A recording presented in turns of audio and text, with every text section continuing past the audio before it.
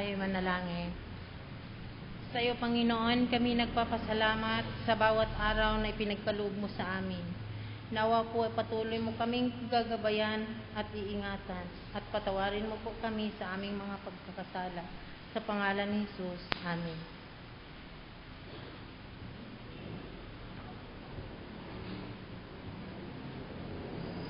Sa pagpasok ninyo sa alinmang bahay, sabihin mo na ninyo, maghari nawa ang kapayapaan sa bahay na ito.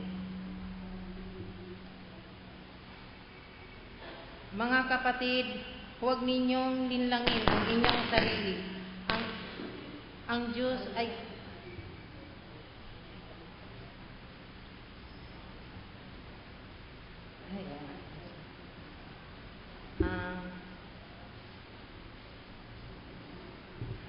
sa buwan ng July po sa 6 ay 6 Sunday after Pentecost, Holy Communion Sunday. At kanina po tapos na ang meeting ng school board.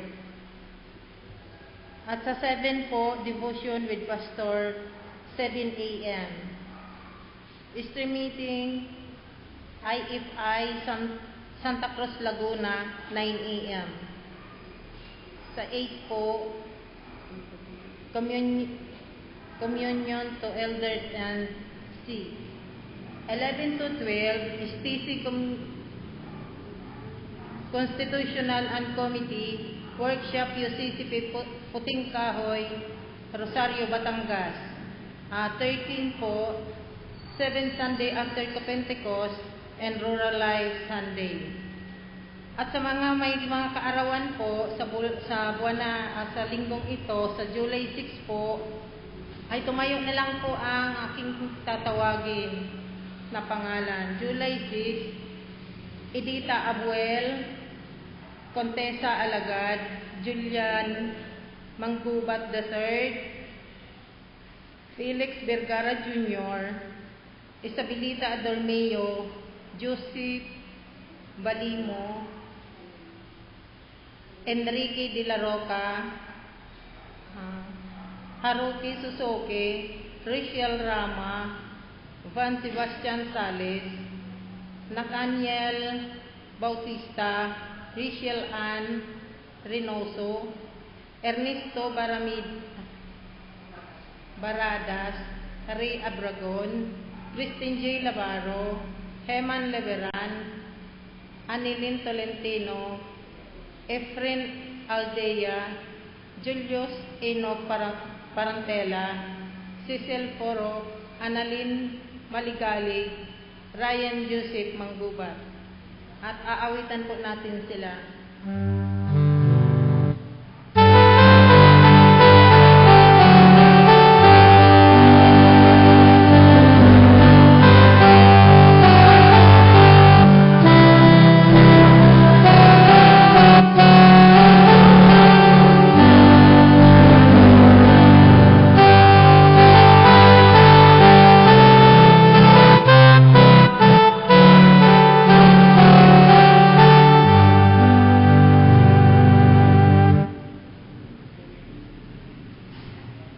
Sa Wednesday po, may prayer meeting. 5:15 pa rin po, 5:15 p.m. July 9 po, ang speaker po ay si Elder Alfredo Abara at si Kapatid Jing Hernandez ang patnogo.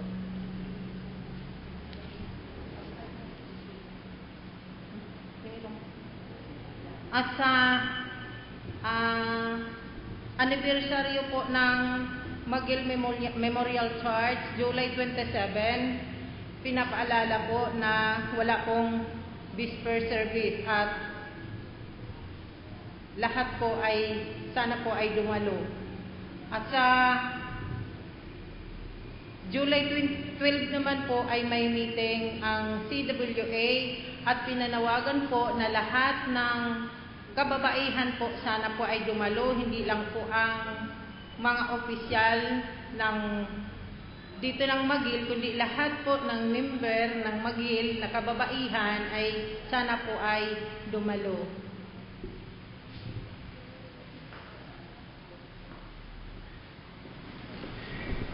Magandang hapon po sa ating lahat. Patuloy po nating pinapupurihan ang ating Panginoon, lalo tigit sa ating pagsamba at pagdilingkod sa hapong ito. Atin pong winewelcome ang bawat isa sa atin na narito po sa bahay dalangina ng ating Panginoon. Welcome po sa bawat isa sa atin. Winewelcome din po natin yung patuloy na nanonood at nakikinig sa atin sa pamamagitan ng ating Ustream Live. So welcome po sa bawat isa. Meron po bang bisita, bagong dating, na ngayon lang natin nakasama? Kung wala po, mula po sa mabuting balita ayon kay Juan, chapter 10, verse 8 to 10, sinabi ni Jesus, "Ako ang pintuan. Ang sinumang pumasok sa pamamagitan ko'y maliligtas. Papasok siya at lalabas at makatatagpo ng pastulan. Naparito ako upang kayo magkaroon ng buhay, isang buhay na ganap at kasiyasiya." Sa pamamagitan niyan, mga magulang ko't mga kapatid, tayo pong lahat ay tumayo. Tayo po'y magbatian sa isa't isa, magmano mga bata sa nakakatanda.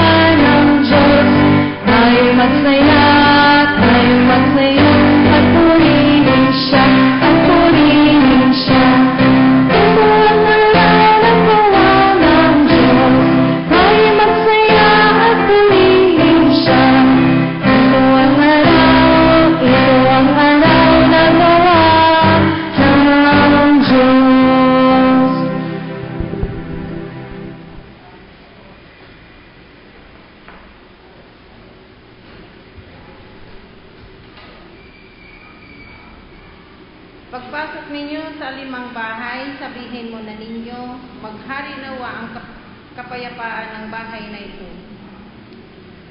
Mga kapatid, huwag ninyong linlangin ang inyong mga sarili. Ang Diyos ay di magagaya ninyo man. Kung ano ang hinahatid ng tao, yun din ang kanyang aanihin.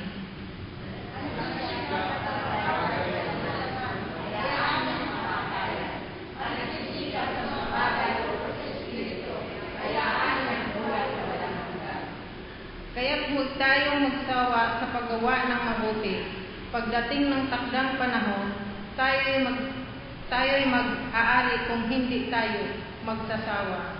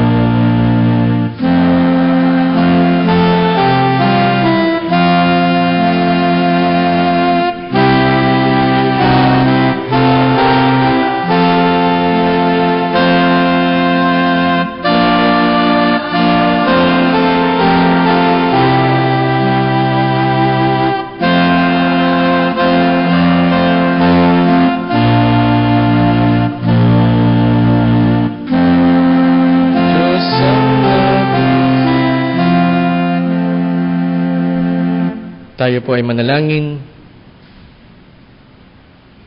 O Diyos na makapangyarihan sa lahat, isang magandang hapon po ang patuloy naming ipinaabot sa iyo. Narito po muli kami na iyong mga anak na kung saan ay lumalapit sa iyong harapan, o aming Panginoon, nang mayroong kababaang loob. Kami po ay patuloy na nagkakasala. Pero ang sabi mo nga, nagsasabi ng tapat, kapatawaran ang siyang igagawad. Kaya naman, o aming Panginoon, marami pong salamat. Dahil alam ko po na nariyan ka para sa amin. O Diyos na makapangyarihan sa lahat, Ikaw nga po ang aming Panginoon noon, ngayon at magpakailanman. Ikaw ang aming manlilikha, manunubos at tagapagtaguyod.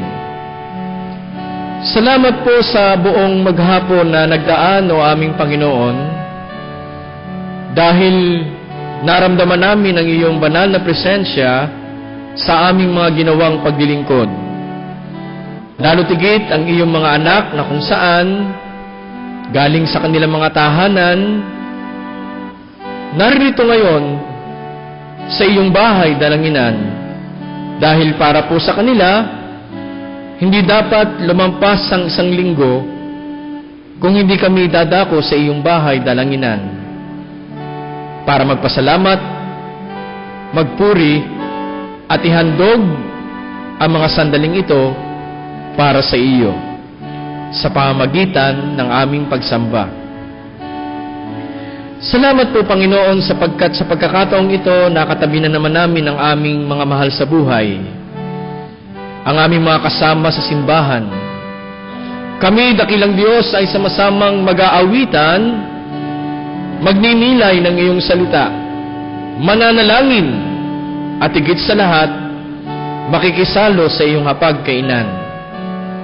Nawa, dakilang Diyos, madama namin na nandyan ka, at kami patuloy mong sinasamahan para sa aming pagsamba. Salamat din, o aming Panginoon, sapagkat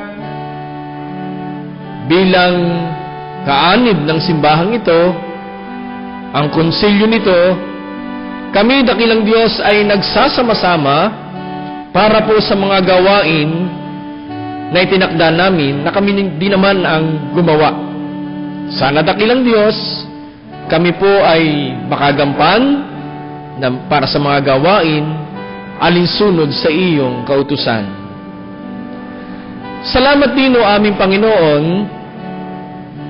lalo tigit sa mga pagkakataong ito na kung saan ay kailangan ka namin sa amin pong patuloy na paggawa, hindi lamang bilang simbahan, maging individual, o aming Panginoon, lahat ng ito ay iniaalay namin sa iyo. Salamat din, o aming Panginoon, sapagkat meron kaming paaralan na patuloy na kumakalinga sa mga maliliit na mga bata at kabataan para sa karunungan, para sa isang magandang kinabukasan, o aming Panginoon. Salamat din, o aming Panginoon.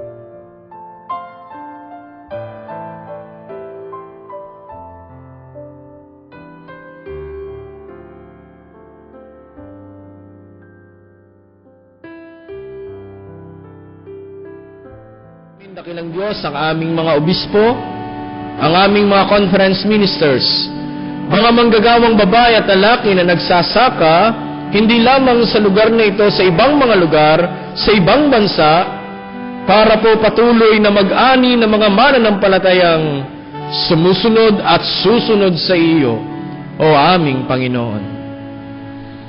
Salamat din, o aming Panginoon, sapagkat mayroong katahimikan kaming nararanasan, lalo tigit sa aming lugar, sa aming bayan, sa aming bansa, sa buong mundo. Bagamat punong-puno ng problema ang sangkatauhan na siyang aming kinagagalawan, o aming Panginoon, andyan ka para kami ay alalayan at subaybayan. O Diyos na makapangyarihan sa lahat, Narito ang iyong mga anak, patuloy na lihim na nakipag-ugnayan sa iyo. Alam po namin, o aming Panginoon, pinakikinggan niyo po sila. Samahan kami at patuloy na gabayan, o aming Panginoon, ng iyong Espiritong Banal sa amin pong pagdiriwang ng pagsamba. Ito po ang aming sama-samang panalangin. Sa pangalan ni Jesus, Amen.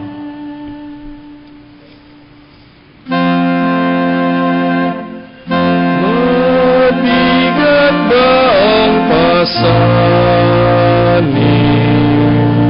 at maraming isipin? Kay Jesus mo idalangin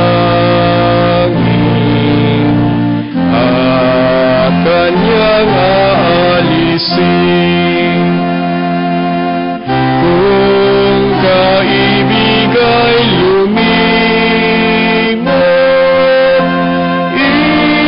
idalangin mo sa Diyos. Siyang sa iyo'y kukup at aalim na lubos.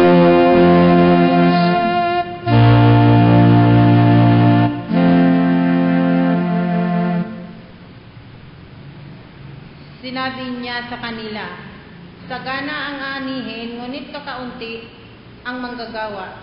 Idalangin ninyo sa may-ari na magpadala siya ng mga manggagawa sa kanyang bukiri. Pumayo kayo, sinusugo ko kayong parang mga kordero sa gitna ng mga asong gubat. Tayo po ay taos-pusong magsipagan.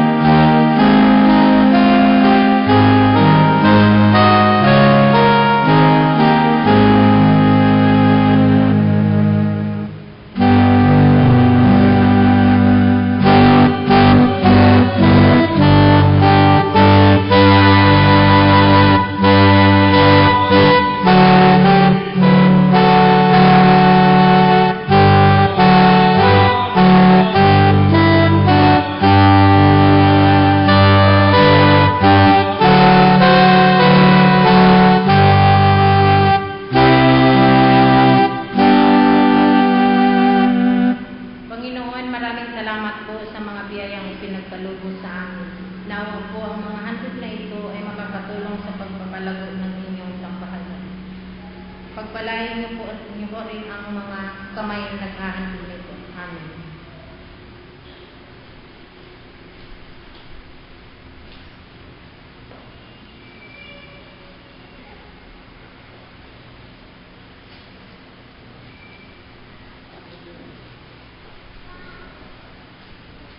Buksan po natin ang ating mga Biblia sa makita sa Isaiah 66, 10 hanggang 14.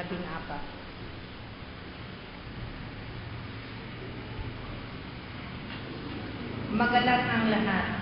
Magalak kayo dahil sa Jerusalem. Ang lahat ng inyo na may pagmamahal.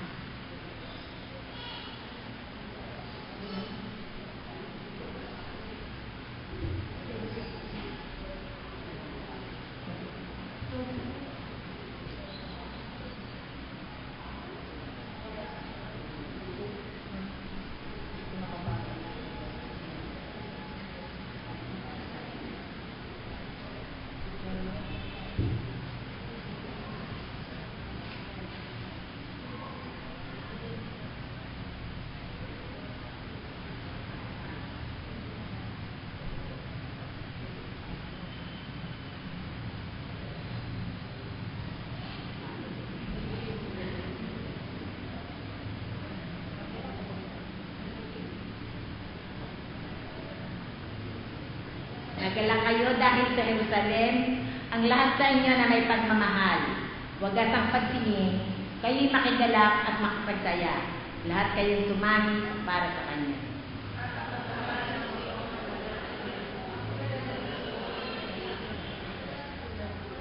Sabi pa ni Yahweh, padadalhan kita ng walang katapusang pagunlad. Ang kayamanan ng ibang bansa ay dadaloy sa iyong tila agos ng ilog. Ang makakatulad mo isang gol na buong pagmamahal na inaaruga ng kanyang ina.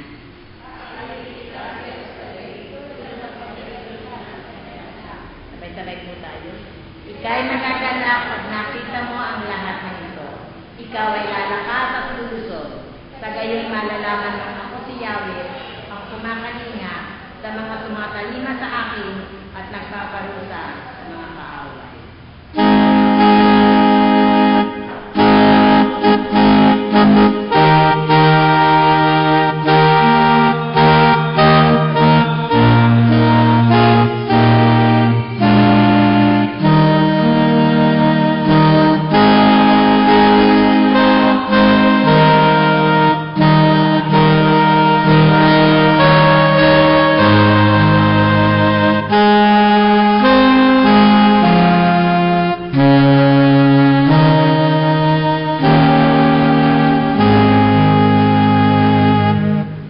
Mabuting balita ayon kay Marcos chapter 4 verses 3 to 4. Ganito po ang inyong mapapakinggan at masusundan sa dala ninyong banal na kasulatan.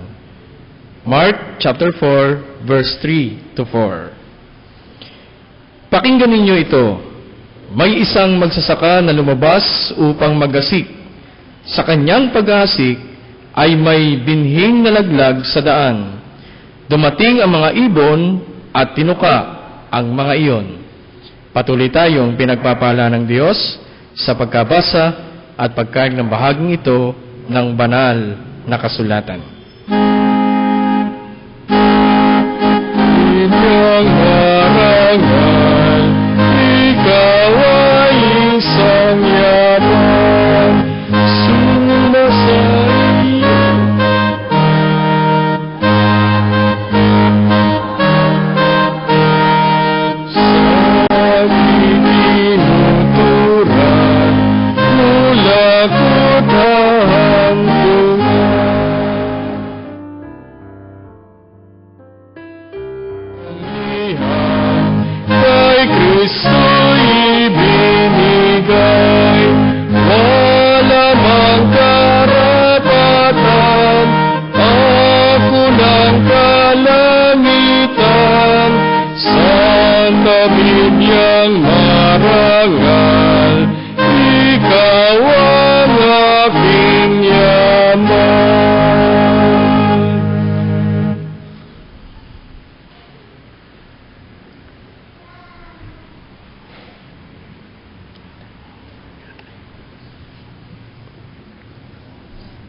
Tayo po'y sumandaling manalangin. Diyos na banal, isang hapong kay ganda ang aming ipinaabot sa iyo. Sa pamamagitan mo ay nakakatipon kami ngayon at ipinagdiriwang ang mapagpalayang presensya ng buhay na Kristo. Maging kalugod-lugod nawa ang aming pagtitipon na ngay aming isinasagawa. At kami naway mapuspos ng isang maalab na hangaring makapaglingkod sa Diyos at sa aming kapwa. Sa pangalan ni Jesus, ito ang aming dalangin. Amen. Magandang hapon pong muli sa bawat isa. Ako po ay may tagubilin. Parang aalis, tagubilin eh. Baka meron pong gustong may talento diyan para umawit. Lalo tigit sa gabi, sa hapon. Pwede po bang bumulong sa akin para naman tayo ay may mensahe sa awit pagkahapon? Ano po? Dagdag refleksyon sa ating mga buhay kung makakarinig tayo ng mga mensahe sa pamamagitan ng awit.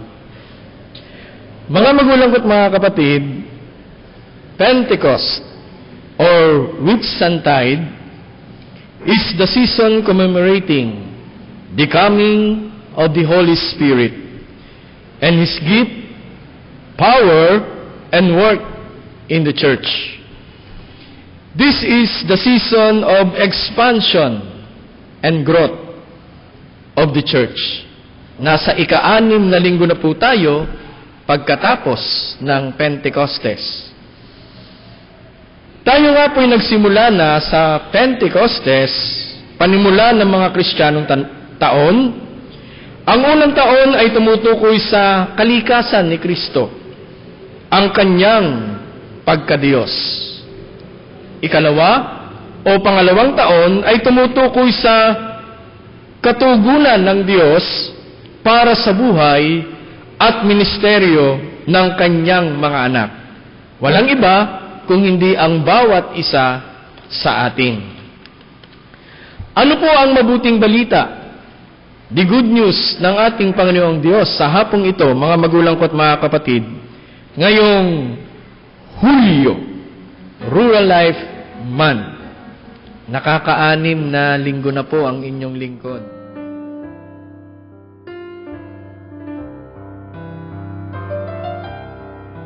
Nakatayo pa rin po ang inyong lingkod sa inyong harapan.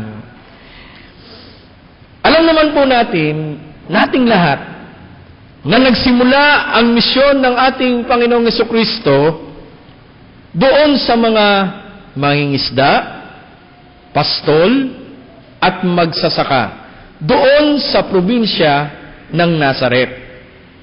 Kaya naman sa hapong ito, pinamagatan natin ang ating mensahe na ang maghahasik. Ang pagdiriwang o pagkakatiwalang Kristiyano ay isang mahalagang sangkap ng pananampalataya, hindi po ba? Dito nakasalalay ang konkretong pagsasabuhay ng pananampalatayang Kristiyano na sa simula pa lamang ng paglikha ay ipinabalikat na sa sangkatauhan maging sa bawat isa sa atin. Nang likhain ng Diyos ang tao, si Adan at si Eva, o ikaw at ako ang kawangis, malinaw na isa sa mga tungkuling iniatas niya ng ating Diyos ay ang maging tagapamahala. Maging tagapamahala. Na iba pang nilikha niya. Sabi niya, bibigyan ko kayo ng kapangyarihan sa mga isda, sa mga ibon, at sa lahat ng mailap na hayop, maging malalaki o maliliit. Ang sabi nga sa Genesis chapter 1, verse 28b. Bilang tagapamahala, ang tao'y may tungkulin na pangalagaan at pagyamanin ang lahat ng bagay na ipinagkatiwala ng Diyos sa Kanya, sa iyo at sa akin. Tatapwat, nakaligtaan at halos nalikdanan ng tao ang kanyang responsibilidad. Sa halip na maging tagapamahala, inangkin natin ang sanglibutan. Para pong lupa. Ano po? Nung unang panahon, kapag ikaw ay lumabas ng iyong bahay at tinanaw mo yung yung lupa, sa'yo yan. Sa'yo yan. Pero ngayon, kapag wala kang titulo, hindi sa'yo yan. Ano po? Magaling pa po ang Pastor Ino at may lupa. Sa Masitera po. Baka kayo ay meron ding lupa sa Masitera, pare-pareho po tayo. So sa halip na maging tagapamahala, inangkin natin ang sanglibutan. Sa halip na alagaan, winasak natin ang kalikasang bigay ng Diyos. Sa halip na pagyamanin, pinabayaan nating masira at unting-unting maglaho ang magagandang bagay sa ating kapaligiran. Ang tao po ay nakalilimot hanggang sa kasukdulan na. Pati na ang wangis ng Diyos sa kanyang kapwa ay hindi niya iginalang. Ang diwa po ng pagiging tagapamahala niya o ng Diyos ay napawi na. Ito'y hinahalinhan ng pagkakanya o pag-aari ng sanglibutan. Ang pagtatapos ng alinmang yugto ng buhay ay panibagong simula sa walang katapusang pagtuklas ng tao ng karunungan, kahusayan, o kasanayan. Ang lahat ng iyan ay kasangkapan ng tao upang gamitin sa pagpapaunlad ng kanyang sarili, ng pamilya, maging ng ating kapwa. Sapagkat ito ang layunin ng Diyos para sa kanyang mga anak na tinatawagan upang maglingkod sa Kanya, hindi sa langit, kundi sa lupang tinatapakan niya. Mga kapatid, una, kilalanin natin ang ating sarili batay sa ating mga katangian. Ano bang katangian mayroon ako na wala sa iba na pwede naman natin pagsamahin para sa pagdilingkod? Pangalawa, kapag ating itong natuklasan, gamitin natin sa ikagaganda ng mundong ating ginagalawan. Natuklasan natin, share natin, ibahagi natin. Ikatlo, at italaga natin sa Diyos ang lahat ng ating gagawin para sa kaganapan ng inyong buhay kasama o kapartner ang Diyos. Alam niyo po, si Haring David ay nagsabi ng ganito, karapat dapat kang purihin magpakailanman, Panginoon, ang Diyos ni Jacob, aming Ama. Sa iyo ang kadakilaan, ang kapangyarihan, ang karangalan, at ang pagtatagumpay, pagkat iyo ang lahat ng nasa langit at nasa lupa. Sa iyo ang buong pamamahala, at ikaw ang hari ng lahat. Sa iyo nagmumula ang kayamanan at ang karangalan. Taglay mo ang kapangyarihan at kadakilaan, at ikaw ang nagbibigay ng lakas at kapangyarihan sa lahat. Pinasasalamatan ka namin, O Diyos, at pinupuri ang dakila mong pangalan. Mula po sa unang Kronika, chapter 29, verses 10 to 13. Ang talinhaga po na ating binasa kani-kanina lamang ay may isang magsasaka na lumabas upang maghasik. Ay ginagamit ni Jesus upang isalaysay o ikwento kung papaano tatanggapin ng sanglibutan ang Ebanghelyo.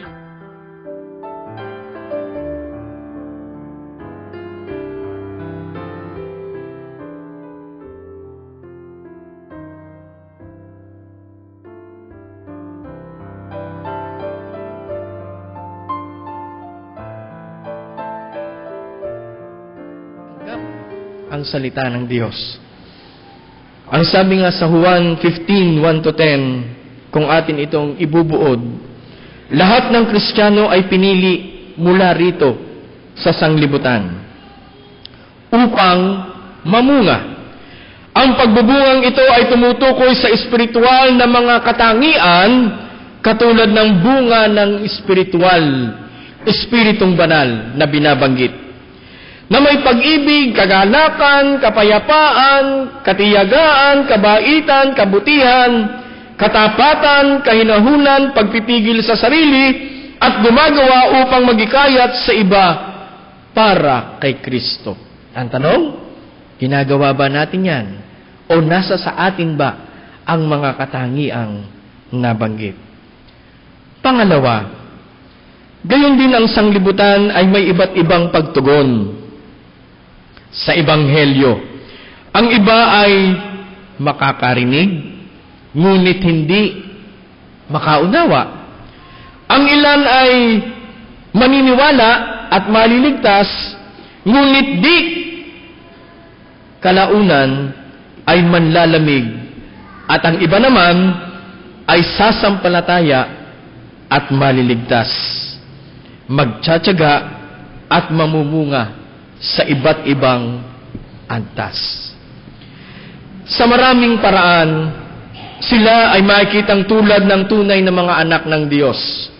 Sa karamihan ng mga talinhagang ito, itinuturo ni Kristo na may mabuti at masama sa kanyang nakikitang kahariang sa buong kapanahunan. Sinabi ni Kristo ang mga talinhagang ito o ang mga talinhaga upang papaghandain ang tunay niyang mga alagad. Ang bawat isa sa atin, naaasahan ang kasamaan sa loob ng kaharian at upang turuan sila kung papaano mapagtatagumpayanan ang impluwensya at pagsalungat ng kanilang mga tagasunod. Ang tanging paraan upang magawa ito ay sa pamamagitan ng buong pusong pagmamahal kay Kristo at ang buhay na itinalaga sa katuwiran. Mga kapatid, ang mga talinhaga ay mga salaysay mula sa pang-araw-araw na buhay. Kwento po natin to, atin po ito, na nag-uugnay at naglalarawan ng mga tiyak na espiritual na katotohanan. Ang kaibahan nila ay matatagpuan sa mahalagang katotohanan para sa mga espiritual, habang kasabay nito'y itinatago ito sa mga hindi mananampalataya. May mga pagkakataon ang mga talinhaga ay nangangailangan ng pagpapasya. Tinanggap natin mga mananampalataya ang aral ng banal na kasulatan na ang Diyos ang siyang lumikha ng lahat ng bagay. Isa na rito'y ang lupa na binubungkal o sinasaka ng ating mga kapatid na magsasaka. Ang lupa, saan man ito naroroon, ay nilikha ng Diyos. Sa ating bayan, ito ay nagbibigay ng dignidad sa sinumang may-ari nito. Makabubuti sa atin kung ang turo na ito ng banal na kasulatan ay ating susundin sa buong